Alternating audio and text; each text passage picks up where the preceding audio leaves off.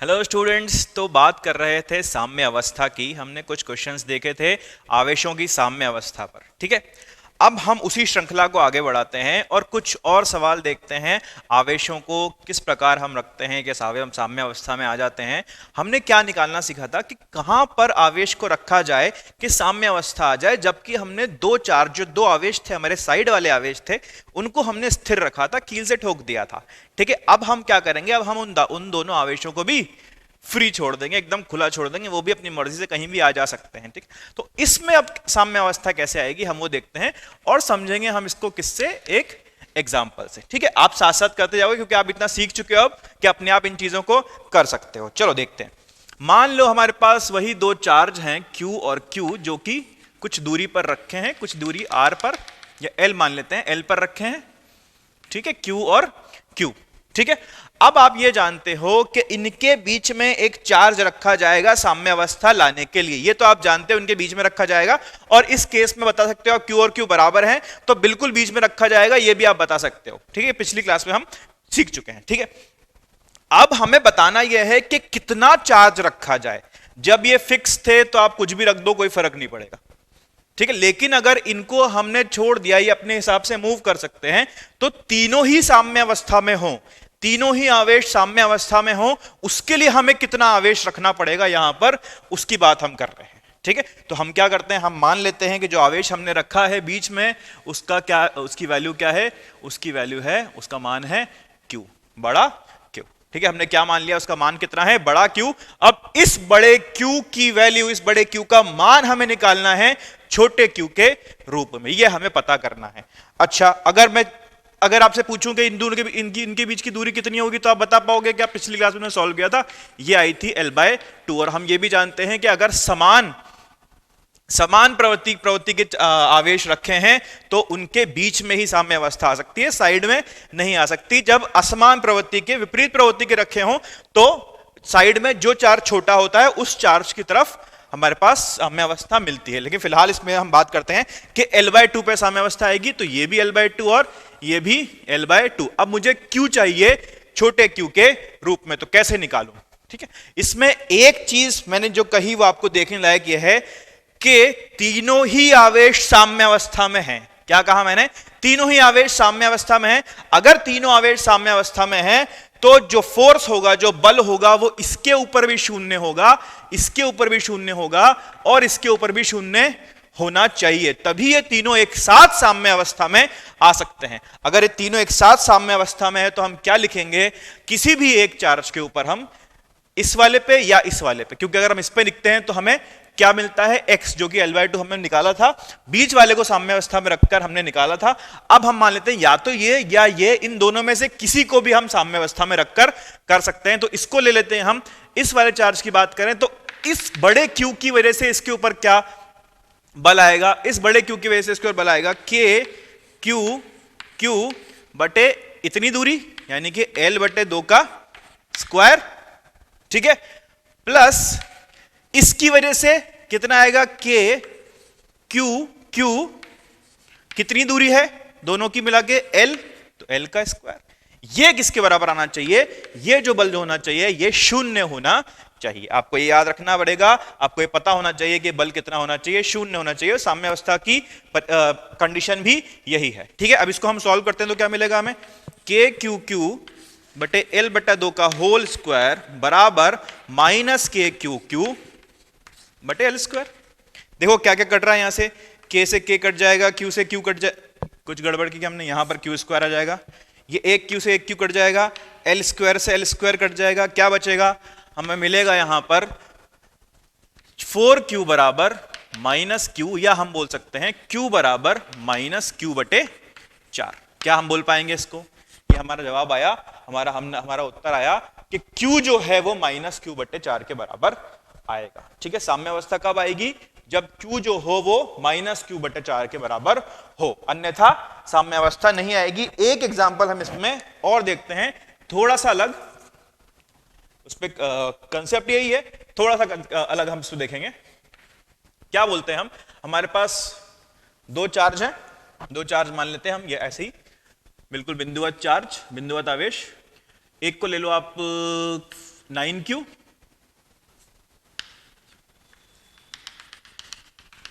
और दूसरे वाले को ले लो -q। क्या ले लिया आपने? -q। एक को ले लिया 9q और एक को ले लिया -q। अब क्या बता सकते हो क्या साम्य अवस्था कहां आएगी, कहां पर आएगी, किस तरफ आएगी, बता पाओगे? पिछली क्लास में हमने डिस्कस किया था, पिछले लेक्चर में हमने देखा था कि साम्य अवस्था जो होगी वो छोटे वाले चार्ज की तरफ आती है, दोनों के बीच में नहीं आएगी। तो छोटे वाले चार्ज की तरफ कहीं यहां पर हमें रखना पड़ेगा कैपिटल Q, बड़े Q चार्ज को। तो हम यहां पर रख देते हैं कैपिटल Q को। यहां पर हमने रख दिया किसको? बड़े Q को हमने यहां पर रख दिया है। ठीक है, अगर बड़े Q को हमने यहां पर रख दिया है तो ये दूरी हमें पहले निकालनी पड़ेगी, तब हम इस Q के बारे में बात कर पाएंगे कि इस Q, ये जो Q है ये छोटे Q के रूप में कितना है, कितना मान है इसका। तो हम इस दूरी को मान लेते हैं, कितनी है दूरी? L।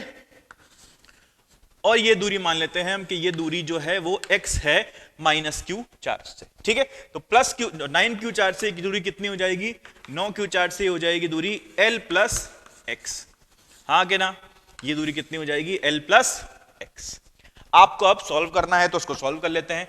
आप निकालो पहले इस Q के ऊपर कितना बल आ रहा है, इस Q के ऊपर कितना बल आ रहा है। तो इस Q के ऊपर बल बता सकते हो क्या आप? 9q के 9q इंटू Q बटे L + x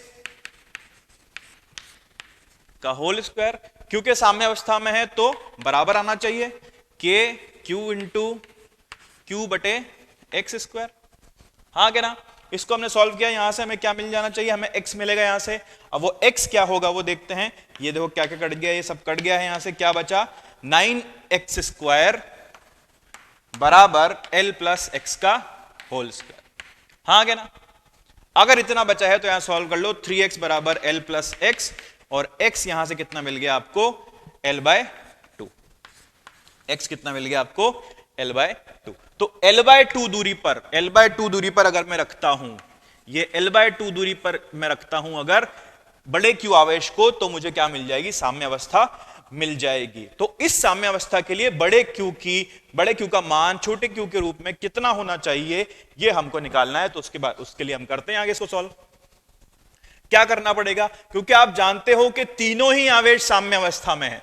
तीनों ही आवेश किस में है? साम्य अवस्था में है। तो आप बोल सकते हो कि किसी भी एक पे, इसको छोड़ के, बड़े Q को छोड़ के, किसी भी छोटे Q में जितने भी आवेश हैं उनमें से किसी पर भी आप बल को 0 के बराबर कर दो तो आपका आंसर आपको मिल जाना चाहिए। ठीक, करके देख लेते हैं। और देखो भाई, हम क्या करते हैं, हम बोल देते हैं कि इसके ऊपर बात कर लेते हैं, 9q के ऊपर। ठीक है, 9q की बात करते हैं। 9q पे क्या क्या बल लगेगा? कि 9q -q साइन के साथ रखेंगे हम इसको, -q अपॉन L²। कितनी दूरी है दोनों के बीच में? L²। और उसकी वजह से जो बिल्कुल कोने में है उसकी वजह से कितना आएगा? प्लस के 9q बड़ा Q बटे कितनी दूरी है दोनों के बीच में? L + x, यानी कि L + L/2 का स्क्वायर। हाँ क्या ना? आया कि नहीं आया? ये इसको किसके बराबर करना है हमें? इसको करना है हमें 0 के बराबर। किसके बराबर करना है? 0 के बराबर। 0 के बराबर किया तो हमने कितना आया? 9kq² बटे L² बराबर -9kq बटे 3L/2 का स्क्वायर। हाँ कि ना? जो कट रहा है उसको काट दो। ये kq, एक q चला जाएगा यहां से। ठीक है, और L² से L² चला जाएगा यहां से। आपके पास कितना आएगा? यहां पर सॉल्व करके देखो इसको। 9 से 9 भी कट जाएगा क्या? 9 से 9 भी कट जाएगा। ठीक है, अब क्या बचा हमें यहाँ पर? 9/4 q बराबर -q। तो कितना आया? q बराबर -9q/4। हमारे पास बड़े Q का मान कितना होना चाहिए?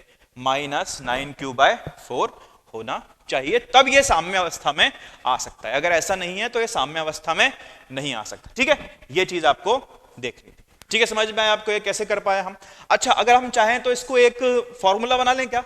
क्योंकि ऐसे सवाल आते हैं तो हम, अगर मुझे याद रहे कि डायरेक्टली मेरे पास फॉर्मूला है तो मैं झट से, मुझे बार बार ये करना नहीं पड़ेगा कि इस पे फोर्स पहले x निकाला, फिर उसके बाद मैंने इसके किसी एक के ऊपर बल को 0 किया, तो वो करने की आवश्यकता नहीं रहेगी। अगर हम क्या कर लेते हैं, एक फॉर्मूला निकाल लेते हैं, या फॉर्मूला नहीं कहते हैं उसको, कि जनरल फॉर्मूला नहीं है वो। ठीक है, एक ऐसी ट्रिक हमारे लिए हो जाएगी कि हमने एक ट्रिक बना ली कि मुझे ये याद है, तो जैसे ही ऐसे सवाल दिखता है मुझे, मैं झट से ये लगाना है और आंसर निकालना है। उसके लिए देखते हैं हम क्या कर सकते हैं। ठीक है, आओ भाई, हम मानते हैं कि हमारे पास दो आवेश हैं Q1 और Q2। कौन कौन से आवेश हैं? Q1 और Q2। ये Q1 Q2 आवेश जो हैं ये कुछ दूरी L पर रखे हैं, कुछ दूरी L पर रखे हैं, और इनके बीच में मैंने एक आवेश रखा है बड़ा Q। तो वो बड़ा Q कितनी दूरी पर रखूं और कितने मान का रखूं कि तीनों ही आवेश हैं वो साम्य अवस्था में हों। ये हमारा उद्देश्य है कि हमें ये करना है, हमें ये चाहिए। ठीक है, तो ये क्या हो गया हमारा Q1, इसी रेखा के अनुदिश Q2, और इनके बीच में कहीं यहां पर बड़ा Q। ठीक है, मान लेता हूं कि Q1 से जो दूरी है वो कितनी है? X। ठीक है, और ये कितनी हो जाएगी? L minus x. Q2 से दूरी कितनी हो जाएगी? L minus x. ये दूरी हो जाएगी हमारी L माइनस एक्स। क्यों? क्योंकि इन दोनों के बीच की दूरी कितनी थी? पूरी दूरी थी L। हाँ के ना? ये x तो बची हुई L माइनस एक्स। हाँ ठीक है भाई, ये हो गया हमारे पास। अब हमें क्या चाहिए? अब हम पहले क्या निकालेंगे? x निकालेंगे। हम पहले x निकालने की कोशिश करते हैं। चलो, तो x निकालने के लिए हम इस q के ऊपर जो बल है उसको शून्य के बराबर करते हैं। तो ये q1 जो बल लगाएगा वो कितना होगा? k q1 q बटे एक्स स्क्वायर, और q2 जो बल लगाएगा वो k q2 q बटे L माइनस एक्स का स्क्वायर। यही आएगा। k q q k और बड़ा Q कट जाएगा, इधर Q1 बचेगा और इधर Q2 बचेगा। ठीक है, इसको आगे सॉल्व करो भाई, आगे सॉल्व करो। कितना आएगा? इसको उधर ले जाओ। तो Q1 L माइनस एक्स का होल स्क्वायर बराबर Q2 इंटू एक्स स्क्वायर। क्या ये आया? अगर ये आया है तो आप लिख सकते हो कि root Q1 L minus x बराबर रूट Q2 x। कुछ नहीं किया, स्क्वायर हटा दिया दोनों तरफ से। ठीक है, तो ये बचा मेरे पास। तो Q1 मल्टीप्लाई कर देंगे इसको अंदर, माइनस रूट Q1 x बराबर रूट Q2 x। ठीक है, इसको आप देखोगे इधर ले जाओगे तो क्या मिलेगा आपको? रूट Q1 L बराबर root Q1 plus root Q2। यहां से आपको x कितना मिल जाएगा? यहां से आपको x मिलेगा x बराबर रूट Q1 L बटे root Q1 plus root Q2। ये x क्या है? x दूरी है कौन से आवेश से? Q1 आवेश से। किससे? Q1 आवेश से। अगर Q1 आवेश से दूरी है तो देखो आप रूट Q1 ऊपर आया है। ठीक है, अगर Q2 आवेश से आपको दूरी निकालनी होती तो रूट Q2 ऊपर आता। आप इसे याद रखो कि x दूरी कहां से है? जिस आवेश से दूरी निकालनी है आपको वो ऊपर आने वाला है। तो यहां Q1 से दूरी है तो Q1 ऊपर आया है। ये फॉर्मूला हो गया हमारा। या इसको आप याद रखो तो आपके लिए झट से आप इसको सवाल कर पाओगे। जो काम 1 मिनट में हो रहा था वो 10 सेकंड में हो जाएगा। ठीक है, चलो आगे बात करते हैं। अगर हमसे पूछा जाए कि ये बड़ा Q कितना होगा, इस बड़े Q का मान कितना होगा, तो इस बड़े Q का मान निकाल लो। इस बड़े Q का मान कैसे निकालेंगे? हम क्या करते हैं? हम Q1 के ऊपर क्या करते हैं? Q1 के ऊपर बल को शून्य कर देते हैं। ठीक है, Q1 के ऊपर बल शून्य करेंगे तो लिख देते हैं कि Q1 बड़ा Q बटे x का square plus k Q1 Q2 बटे L स्क्वायर। ये किसके बराबर होना चाहिए? ये 0 के बराबर होना चाहिए। अगर ऐसा है तो आप क्या लिखोगे? k Q1 Q, x की वैल्यू रख दें क्या? चलो अभी रखते हैं, बाद में, पहले x ही रहने दो अभी इसको। माइनस k Q1 Q2 बटे L स्क्वायर। देखो क्या कट रहा है, उसको काट दो। k से k कट जाएगा, इधर आपका Q1 से Q1 कट जाएगा। ठीक है, सही कर रहे हैं हम। चलो अगर हम सही कर रहे हैं तो इसको उधर ले आओ। इसको उधर ले आते हो तो आपके पास बचेगा QL स्क्वायर बराबर माइनस Q2 एक्स स्क्वायर, है ना? ये बचेगा आपके पास। अब हम क्या करते हैं? हम एक्स स्क्वायर की वैल्यू पुट करते हैं। हम देखते हैं एक्स स्क्वायर रख सकते हैं क्या। चलो, तो एक्स स्क्वायर क्या आएगा?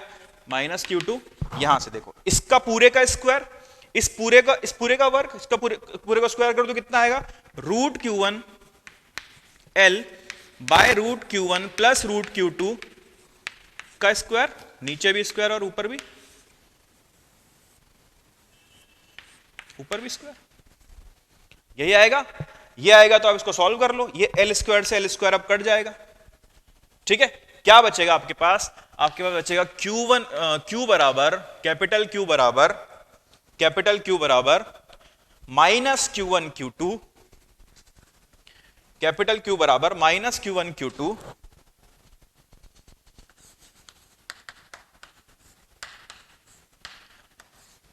बटे root Q1 plus root Q2 का स्क्वायर। यही बच रहा है। ये हो गया आपके पास चार्ज का मान निकालने का तरीका। ठीक है, तो आपके पास दोनों चीजें हो गई हैं। आपसे अगर कोई पूछता है कि दूरी निकाल दो तो आपके पास ये वाला है। ठीक है, आपसे कोई पूछता है कि चार्ज का मान बता दो तो आपके पास वो वाला है। वही जो काम 1 मिनट में होने वाला था अब 10 सेकंड में आपका काम हो जाएगा, और जो आपके पास 50 सेकंड बचेंगे उसके अंदर आप अगला सवाल लगाने में उसको इस्तेमाल करोगे। ठीक है, तो ये चीज थोड़ी सी याद रखो तो आपके लिए आसानी हो जाएगी। ठीक है, आओ और देखते हैं और क्या क्या हम कर सकते हैं इसके अंदर, और चीजें हम देखते हैं।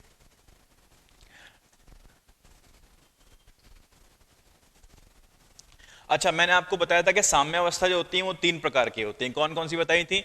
स्थायी साम्यावस्था, अस्थायी साम्यावस्था, और क्या बताई थी मैंने आपको? कहा था तीसरी होती है उदासीन साम्यावस्था। ठीक है, अभी हमारे पास स्थायी और अस्थायी साम्यावस्था ज्यादा काम में आने वाली है, उदासीन की बात हम अभी नहीं करेंगे। ठीक है, चलो तो क्या कर सकते हैं हम इसके अंदर? वही हमारे 2 आवेश लेते हैं, Q1 और Q2, है ना? Q1 और Q2 लिया हमने। अच्छा, और चलो Q और Q ही मान लो, बराबर ले लो। Q और Q हमने ले लिए, इनको बराबर ले लिया, और इनके बीच में हमने एक तीसरा आवेश रख दिया है, बड़ा Q। क्या रख दिया है? बड़ा Q, बिंदु आवेश। ठीक है, अब ये साम्यावस्था में आप जानते हो, सीख चुके आप। ठीक है, अब मैंने क्या किया? अब मैंने इस Q को थोड़ा सा हिलाया, विस्थापित किया, थोड़ा सा, बहुत कम वैल्यू का मैंने इसको विस्थापन दिया। तो क्या होगा? मान लेते हैं कि मैंने इसको x दूरी हिलाया, यहां विस्थापित किया, और ये कुछ x दूरी चलकर इधर आ गया। ठीक है, अब क्या होगा? क्या यह अभी भी साम्यावस्था में है? क्या इसकी साम्यावस्था बिगड़ चुकी है? आप देख सकते हो कि इसकी साम्यावस्था बिगड़ चुकी है। हाँ कि ना? ये पहले साम्यावस्था में था, अब साम्यावस्था में ये नहीं है। तो अब साम्यावस्था में नहीं है तो अब क्या होगा इसके साथ? देखो, ये वाला जो चार्ज है, ये फोर्स लगा रहा था, इसके ऊपर बल लगा रहा था, किस तरफ? इसको प्रतिकर्षण बल दे रहा था, इस तरफ। हाँ कि ना? कुछ प्रतिकर्षण बल इसके ऊपर इस तरफ लग रहा था, ये आप जानते हो। अच्छा, ये वाला भी आवेश इसके ऊपर प्रतिकर्षण बल लगा रहा था, इस तरफ। हाँ कि ना? जब बिल्कुल बीच में था, जब ये बिल्कुल बीच में था, यहां पर था, तो ये आवेश प्रतिकर्षण बल लगा रहा था और ये आवेश भी प्रतिकर्षण बल लगा रहा था। अगर ये F था तो ये भी F ही था, क्योंकि दोनों की दूरी बराबर थी।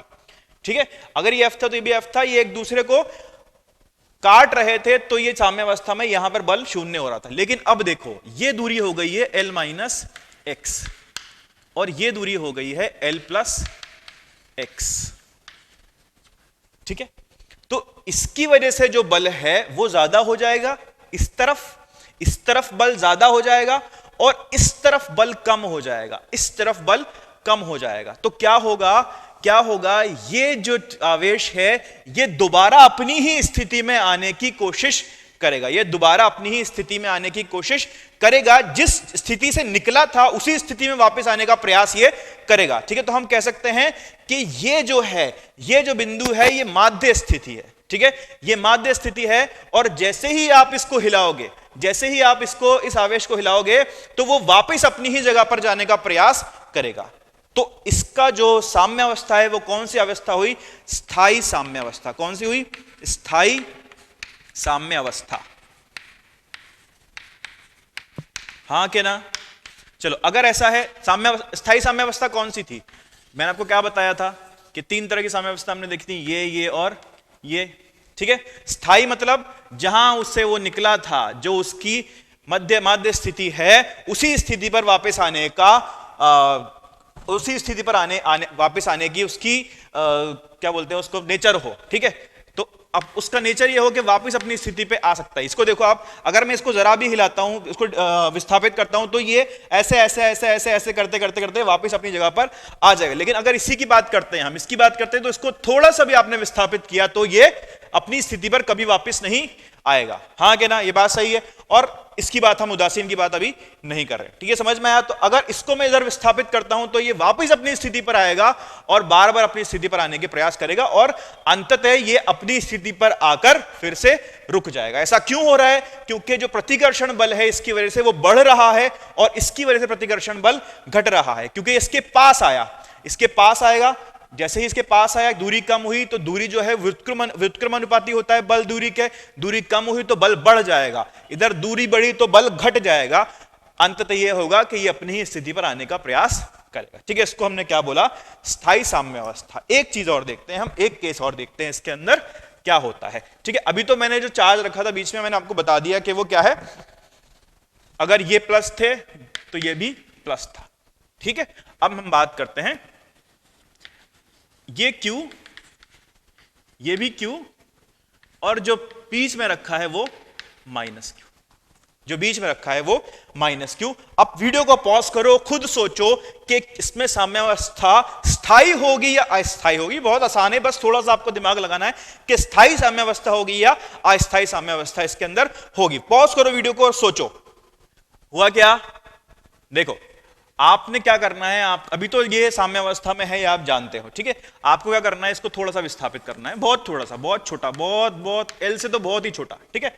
एक्स हमने इसको इधर विस्थापित किया, हमने इसको एल इधर विस्थापित किया, तो आप बोल सकते हो कि ये दूरी कितनी हुई, ये दूरी हो गई अब एल माइनस एक्स, और ये दूरी कितनी हुई, ये दूरी हो गई अब एल प्लस एक्स, हाँ क्या ना, वो एल माइनस एक्स और ये एल प्लस एक्स। अगर ऐसा है, अगर ऐसा है तो अब देखो इन दोनों के बीच में कौन सा बल होगा, आकर्षण बल होगा या प्रतिकर्षण बल होगा? आकर्षण बल होगा, और वो आकर्षण बल होगा इस तरफ, इस तरफ, क्योंकि इन दोनों के बीच की दूरी कम हुई है इसलिए आकर्षण बल जो होगा वो ज्यादा होगा, आकर्षण बल जो होगा वो ज्यादा होगा। और इन दोनों के बीच की, ये अब यहां आ गया है ना, ये यहां पे आ गया ना ये, तो इन दोनों के बीच की जो दूरी है वो बढ़ गई है, तो इनके बीच में जो आकर्षण बल था वो घट जाएगा, इनके बीच में जो आकर्षण बल था वो घट जाएगा। तो जो कुल बल आएगा वो इस तरफ आएगा, वो कुल बल आएगा वो इस तरफ आएगा, और ये जो आवेश है ये कभी अपनी स्थिति में वापस नहीं आ सकता, ठीक है, क्योंकि कुल बल किधर आ रहा है, इसकी माध्य स्थिति से विपरीत दिशा में आ रहा है। माध्य स्थिति इसकी ये थी, विपरीत दिशा इसकी ये है, तो विपरीत दिशा में आ रहा है माध्य स्थिति से, तो कभी भी जो ये आवेश है ये अपनी माध्य स्थिति में नहीं आ सकता। तो इसको हमने क्या बोला, इसको हमने बोला अस्थायी साम्य अवस्था। क्या बोला? अस्थायी साम्य अवस्था। समझे क्या, समझ आया क्या आपको ये, ठीक है ना? ये चीज आपको बहुत क्लियर होनी चाहिए, ठीक है। और देखें, और केसेस पढ़े हम इसके, चलो और क्या क्या हम इसके अंदर कर सकते हैं वो देखो। अभी किस पे, ये किस चीज पे निर्भर कर रही है कि साम्यावस्था कौन सी है, ये इस चीज पे निर्भर कर रही है, एक तो आवेश किस प्रवृत्ति का है, और दूसरी इस चीज पे निर्भर कर रही है कि हम किस तरफ विस्थापित कर रहे हैं, किस तरफ विस्थापित कर रहे हैं या किस तरह विस्थापित कर रहे हैं हम आवेश को। तो आवेश को विस्थापित करने का एक तरीका और हो सकता है इसके अंदर, जो हम कहते हैं, क्या कहते हैं हम उसको, अगर दो आवेश हैं Q1 और Q2,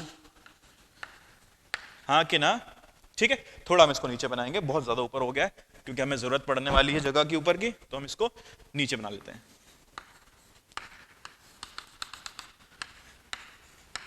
ये Q यहां रखा था, साम्यावस्था में है, ठीक है।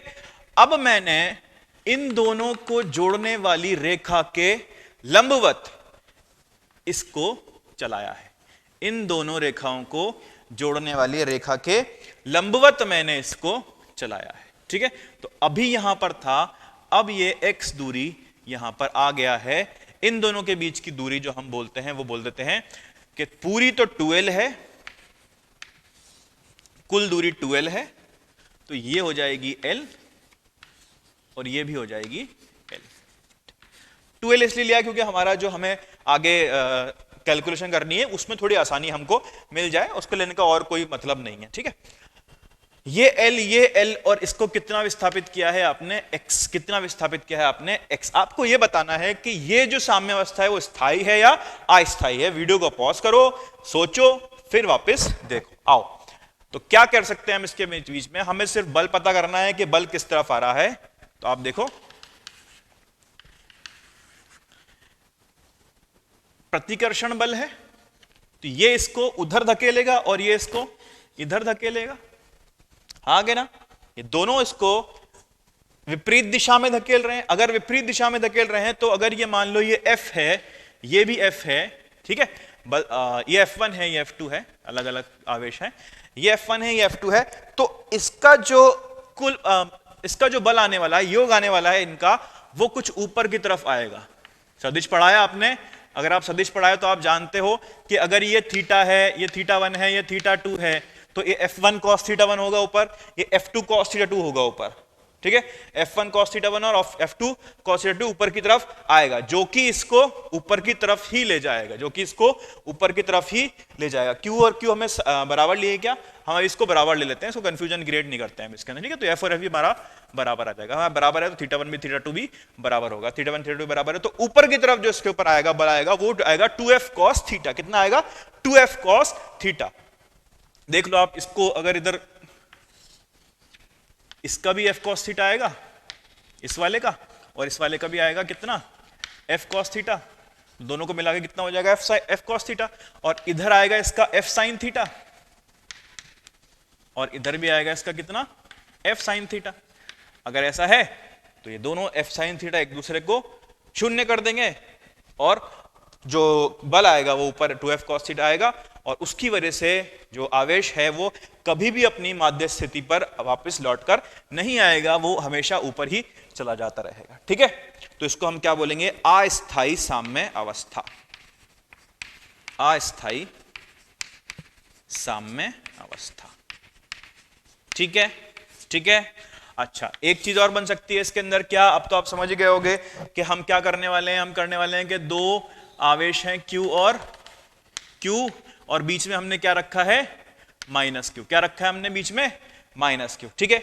इसको किधर विस्थापित करूं, किधर विस्थापित करूं इसको हम विस्थापित करेंगे इनको जोड़ने वाली रेखा के लंबवत दिशा में।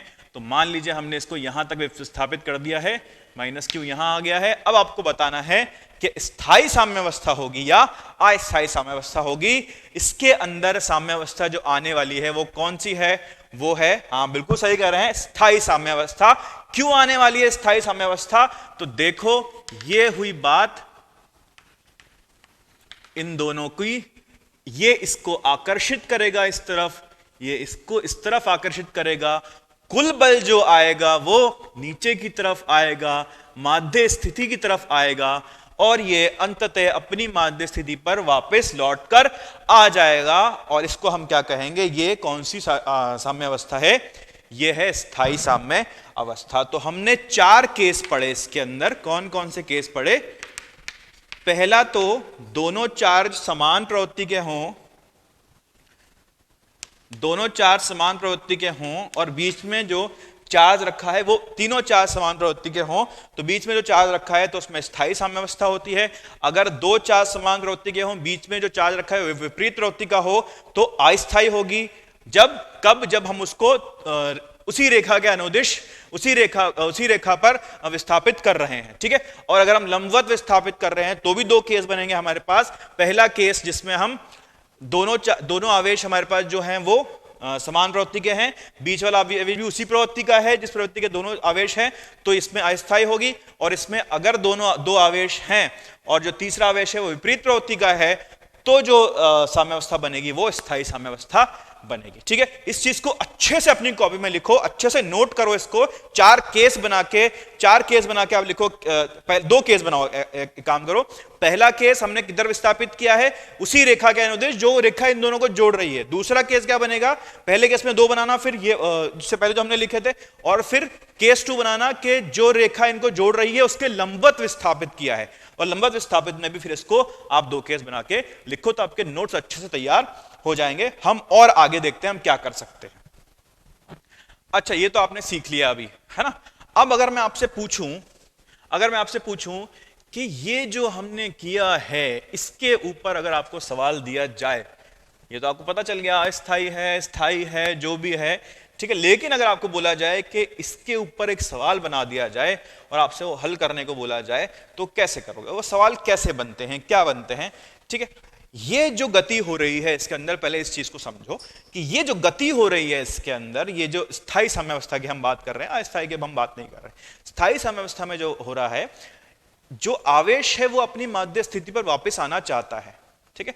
बल इस प्रकार लग रहा है कि वो अपनी माध्य स्थिति पर वापस आएगा। तो ऐसा कब होता है, माध्य स्थिति पर वापस कब आती हैं चीजें, उस गति को हम क्या कहते हैं? सुना होगा आपने कभी, या 11वीं क्लास में आप पढ़ चुके होंगे, उसको हम कहते हैं सरल आवर्त में गति। क्या कहते हैं हम उसको? सरल आवर्त में गति। जब भी कोई वस्तु या कण कहें हम, कोई कण अपनी माध्य स्थिति पर वापस आने का प्रयास करता है, ठीक है, तो हम उसको कहते हैं क्या? सरल आवर्त में गति, जिसका एग्जांपल सरल लोलक आपने पढ़ा होगा 11वीं क्लास में, खूब पढ़ा होगा, ठीक है। अगर आपने वो पढ़ा है तो अब आप उस पर बेस्ड मैं आपसे एक सवाल करवाना चाहता हूं, तो आप वो करने की कोशिश करो। क्या आप जानते हो कि आवर्त काल क्या होता है? आवर्त काल क्या होता है? बिल्कुल आप जानते हो कि आवर्त काल होता है टी, ठीक है। और टी का एक फॉर्मूला पढ़ा होगा आपने, टी जो होता है वो 2 पाई रूट एम बटे के के बराबर होता है, हाँ क्या ना? 2 पाई रूट एम बटे के के बराबर होता है। ये विद्युत नियतांक नहीं है के, ठीक है, इसमें कंफ्यूज मत होना, ठीक है, ये अलग चीज है। अगर ऐसा है तो आपसे अगर मैं पूछूं कि दो आवेश Q और Q और एक बड़ा Q है, और हमने इस Q को x विस्थापित किया है, इस Q को x विस्थापित किया है, ठीक है, तो आप जानते हो कि यह सरल आवर्ती गति करेगा। अगर यह सरल आवर्ती गति कर रहा है तो इसका जो आवर्त काल है वो कितना है? इसका जो आवर्त काल है वो कितना है, ये आपको बताना है। किस प्रकार करोगे, सोचो थोड़ा सा, ठीक है। सोच के जब पूरा सोच विचार कर लो तो फिर इसको देखो कि ये क्या है। तो क्या हो सकता है यहां पर, आइए बात करते हैं। हम क्या कोशिश करेंगे, जब भी आपको इस प्रकार के कोई भी सवाल मिले, जब आपसे पूछा जाए कि ये इसका आवर्तकाल कितना होगा, या सिर्फ अगर स्थिर वैद्युत की बात नहीं करें, कहीं भी आपसे पूछता है कि आवर्तकाल बताइए आप, तो आप कोशिश ये करना कि आप बल निकाल पाओ। क्या कोशिश करोगे? आप बल निकाल पाओ। कहां पे निकालोगे बल? उस स्थिति पर निकालोगे जिस स्थिति पर आपने विस्थापित कर दिया है, जिस स्थिति पर आपने विस्थापित कर दिया है। तो हमने यहां तक इसको विस्थापित किया है, इस स्थिति पर हम इसका अब कितना बल इसके ऊपर है हम वो निकालने का प्रयास करेंगे। अगर ये L था, अगर ये कुल दूरी L थी इनके बीच में, तो ये कितनी हो जाएगी अब? L माइनस एक्स, और ये हो जाएगी L प्लस एक्स। कौन सी स्थिति में? जब विस्थापित कर दिया है, जब विस्थापित कर दिया है। अब इसको मत देखो, सिर्फ इसको देखो, अब कब विस्थापित कर दिया है। अब विस्थापित करने के बाद इसके ऊपर कुल बल अगर निकालना चाहें हम, तो वो कितना आएगा? K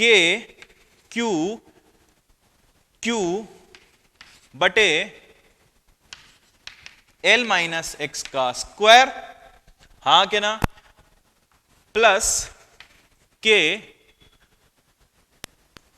Q बटे L प्लस एक्स का स्क्वायर, ठीक है।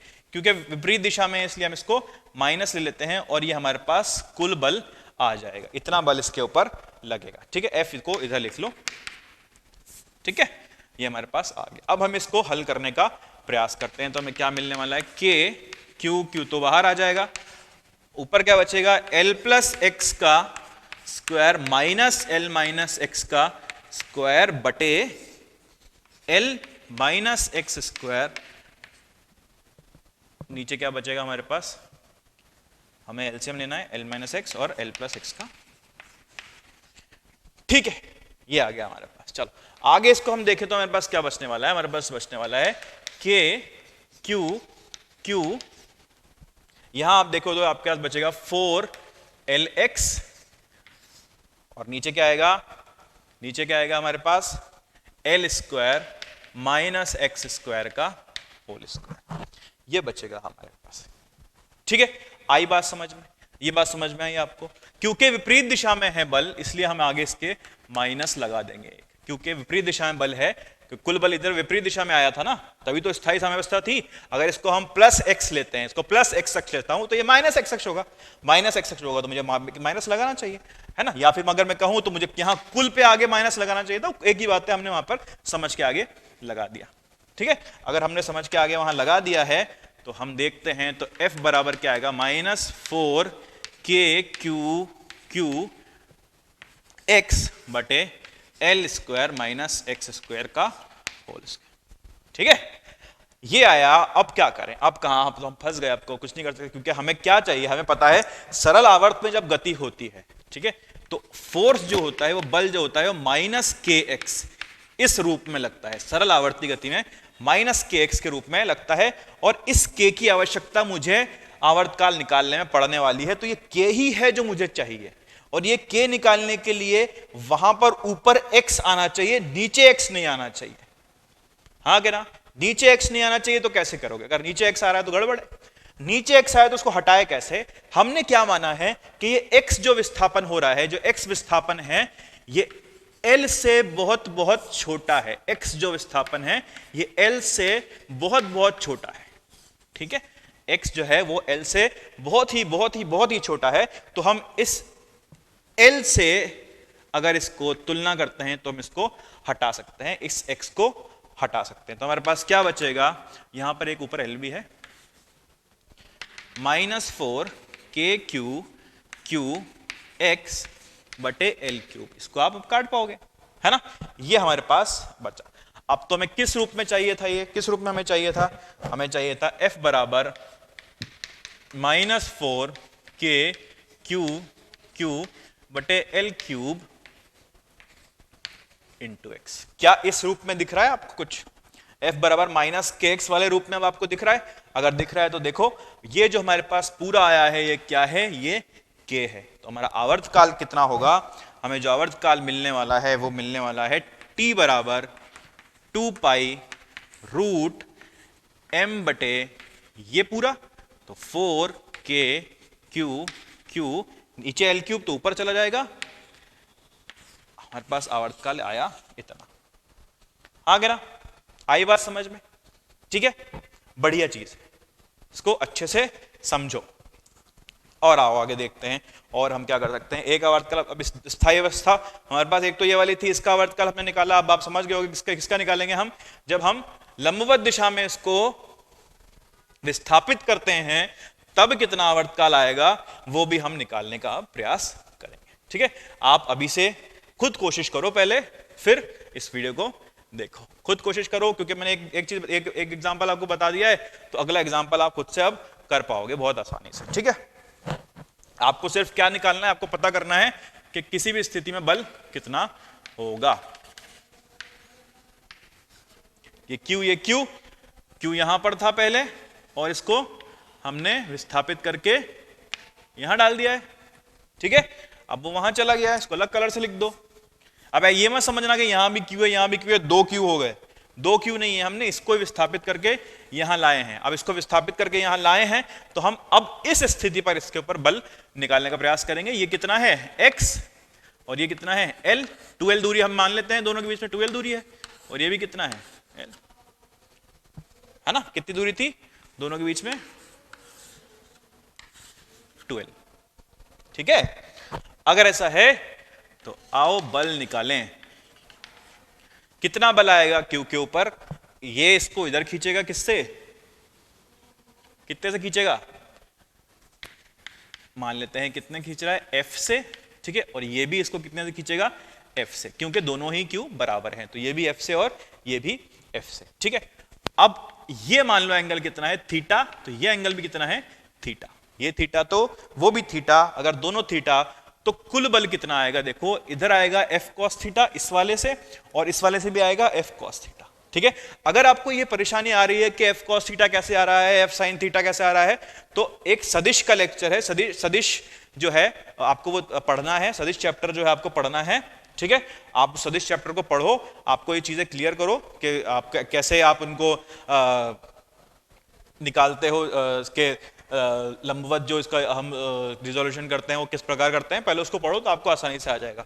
ठीक है, क्या हो जाएगा? F cos थीटा, इधर भी F cos थीटा, तो कुल बल कितना आएगा? कुल बल आएगा 2F cos theta. F cos theta plus F cos theta बराबर 2F cos थीटा।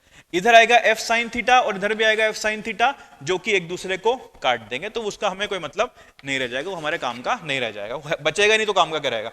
तो F नेट क्या आएगा? 2F cos theta. अब F की वैल्यू मुझे चाहिए। F की वैल्यू क्या होगी? देखो, इसके बीच में और इसके बीच में बल है Q into Q, 2 K Q Q बटे इनके बीच की दूरी कैसे निकालोगे? इनके बीच की दूरी निकालोगे पाइथागोरस प्रमेय से। पाइथागोरस प्रमेय क्या बोलता है? अगर ये x है और ये l है तो ये दूरी क्या होगी? Root L square plus x square, root L square plus x square. ठीक है, तो क्या होगा? Root L square plus x square का स्क्वायर, क्योंकि हमारे फॉर्मूले में तो आर स्क्वायर आता है ना, तो इसका स्क्वायर हमको करना पड़ेगा into cos theta, into cos theta. ठीक है, अब क्या करें भाई? अभी भी थीटा वीटा आ रहा है, मेरा तो काम तो हो नहीं रहा। और माइनस लगाओगे यहां पे, क्यों लगाओगे माइनस? माइनस क्यों लगाओगे? देखो ये जो कुल बल आ रहा है वो माइनस वाई अक्ष की तरफ आ रहा है। ठीक है, तो हमने वहां पर माइनस लगाया, तो माइनस के क्यू बटे ये L square plus x square बचेगा नीचे। ठीक है, और कॉस थीटा, और कॉस थीटा क्या होगा? कॉस थीटा क्या होगा? यहां से देखोगे तो x बटे root L square plus x square, x बटे root L square plus x square.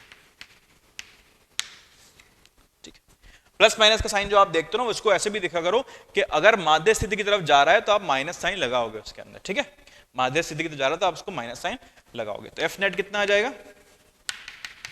Minus के क्यू बटे L square plus x square की पावर 3/2 आ गया ना।